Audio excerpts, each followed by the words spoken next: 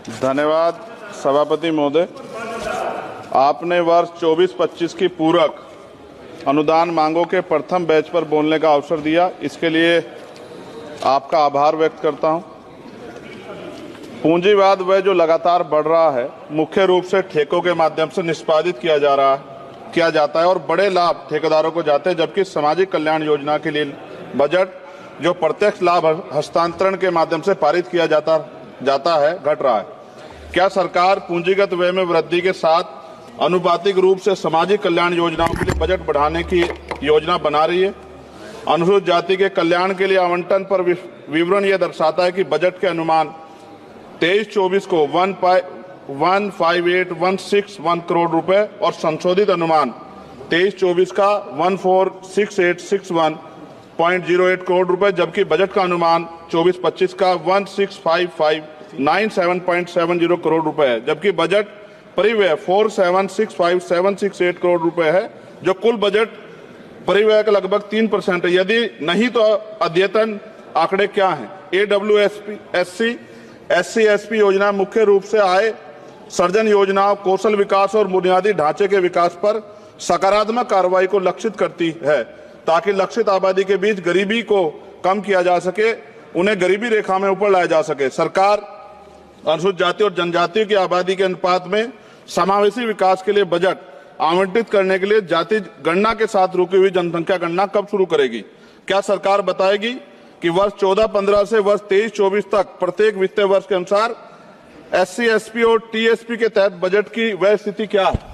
वित्तीय वर्ष 2014-15 से वित्तीय वर्ष 23-24 तक SC, SP और TSP बजट का लंबित बैकलॉग क्या है और बैकलॉग को कम करने के लिए क्या योजना है? क्या महात्मा गांधी राष्ट्रीय ग्रामीण रोजगार गारंटी योजना कार्यक्रम पर मद से 1 से पता चलता है कि 23-24 का वास्तविक व्यय 90806 करोड़ रुपए था और 24-25 का बजट अनुमान केवल 86,000 करोड़ रुपए था, जिसमें ग्रामीण श्रमिकों को रोजगार की गारंटी देने के लिए मनरेगा अधिनियम 2005 के तहत 100 दिन में काम देखते हुए भारी कमी की गई है। क्यों?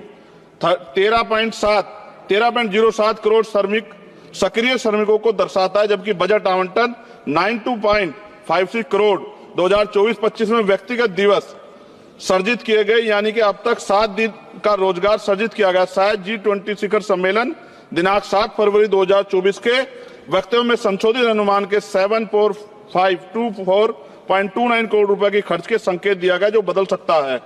बजट अनुमान 24-25 के तहत सक्रिय जॉब कार्ड धारक श्रमिकों को कितने दिनों की गारंटी कार्ड नौकरी की योजना बनाई गई है? राष्ट्रीय स्तर पर औसत दैनिक मजदूरी भुगतान क्या है? यदि सभी सक्रिय कार्ड धारक श्रमिक 100 दिन काम करते तो कितने बजट की आवश्यकता है? क्या मुफ्त अनाज देने के साथ साथ अतिरिक्त नौकरियां देना उचित नहीं? क्या यह वांछनीय नहीं कि सक्रिय कार्ड धारक श्रमिकों को कम से कम 6 महीने में 180 दिन की आजीविका रोजगार सुनिश्चित करने के लिए मनरेगा निधि में वृद्धि की जाए, ताकि उनमें अपनी रोटी कमाने का गर्व की भावना पैदा और सम्मान के साथ जीने का अधिकार को बढ़ावा मिले। स्कूली शिक्षा और साक्षरता विभाग पर समग्र शिक्षा बजट अनुमान लगभग 10.5% कम दर्शाता है। समग्र शिक्षा बजट अनुसूचित जाति और जनजाति की संख्या के अनुरूप है क्या? सक्षम आंगनबाड़ी और पोषण आंगनबाड़ी सेवा पोषण अभियान किशोरियों के लिए योजनाओं के लिए प्रावधान पिछले वर्ष की तुलना में कम है, जबकि NP ने प्रारंभिक बाल देखभाल और शिक्षा ECCI के पाठ्यक्रम की सिफारिश की, जिसके कारण अधिक आंगनबाड़ी कार्यकर्ताओं को उनके बजट की आवश्यकता है। क्या अधिकांश आंगनबाड़ी कार्यकर्ता SC और ST समुदाय से? कृपया सामान्य कर्मचारियों के साथ साथ राज्यभर तैनात अनुसूचित जाति और जनजाति कर्मचारियों का विवरण साझा करें। आंगनबाड़ी कार्यकर्ताओं में अनुसूचित जाति और जनजाति की राज्यभर प्रभावी उपस्थिति का प्रतिशत क्या है? क्या प्रधानमंत्री आयुष्मान भारत स्वास्थ्य अवसंरचना मिशन, जिसके लिए बजट में अनुमान के लगभग 50% की कमी दर्शाता है, जबकि जनसंख्या में वार्षिक वृद्धि और अवसंरचना के कारण पूंजीगत व्यय में वृद्धि के बावजूद बजट अनुमान 24-25 में भी कमी की गई है? आप स्वास्थ्य में व्यय को किस प्रकार बढ़ाएंगे तथा इसमें GDP के 6% के स्वीकार्य स्तर पर लाने का प्रस्ताव रखते हैं? अनुसूचित जातियों की लगभग 80% आबादी सीमांत किसानों और दिहाड़ी मजदूर से बनी जो गांव में रहते हैं, जबकि शेष आबादी शहरी क्षेत्रों में रहती है। इसलिए क्या बड़े पैमाने पर कृषि भूमि पर काम करने वाले दिहाड़ी प्रवासी मजदूरों के लिए किसान सम्मान निधि स्वीकार्य है? यदि हाँ, तो अनुसूचित जाति और जनजातियों के अनुसूचित जाति मजदूर और सीमांत किसानों के राज्य भर कितनी किसान सम्मान निधि दी गई? क्योंकि योजना का नाम किसान सम्मान निधि है। प्रस्तावित यूरिया सब्सिडी अनुसूचित जाति जनजाति किसानों की प्रतिशत जनसंख्या के अनुरूप तथा आप अनुसूचित जाति जनजाति किसानों के राज्यवार लाभार्थी जनसंख्या के बारे में जानकारी देंगे। क्या किसानों को लीगल एमएसपी की गारंटी का लाभ मिलेगा, देने को योजना है? प्रधान वित्त मंत्री बताने कृपा करें, प्रधानमंत्री फसल बीमा योजना अनुसूचित जाति और जनजाति किसानों के पास कितनी भूमि है?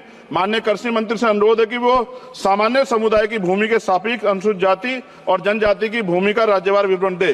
क्या प्रधानमंत्री उच्चतर शिक्षा प्रोत्साहन पीएम यूपीएससी, खत्म कर रहा हूं सर, लगभग 23% की कमी दर्शाता है। क्या प्रधानमंत्री उच्चतर शिक्षा प्रोत्साहन पीएम यूएसपी योजना के तहत प्रावधान एससी और एसटी की आबादी को ड्रॉप आउट के अनुरूप है?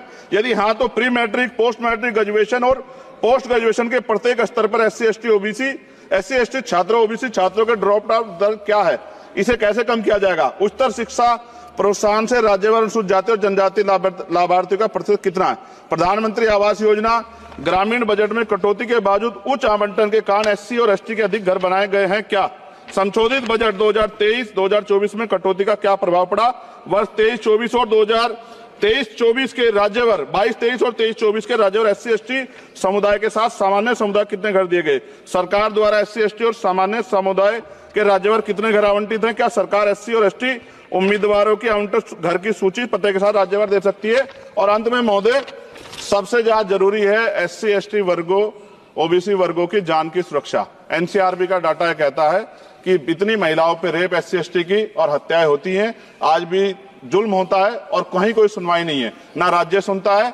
और केंद्र को, क्योंकि हम केंद्र से जुड़े हुए हैं, हम लोग केंद्र में कहते हैं तो वो राज्य के ऊपर छोड़ देते हैं। क्या दलित, आदिवासी, पिछड़ों को मरने के लिए छोड़ दिया जाए? क्या उनके जीवन का कोई मोल नहीं है? क्या उनकी बेटियों का सम्मान नहीं है? क्या उनकी बेटियां देश की बेटियां नहीं है?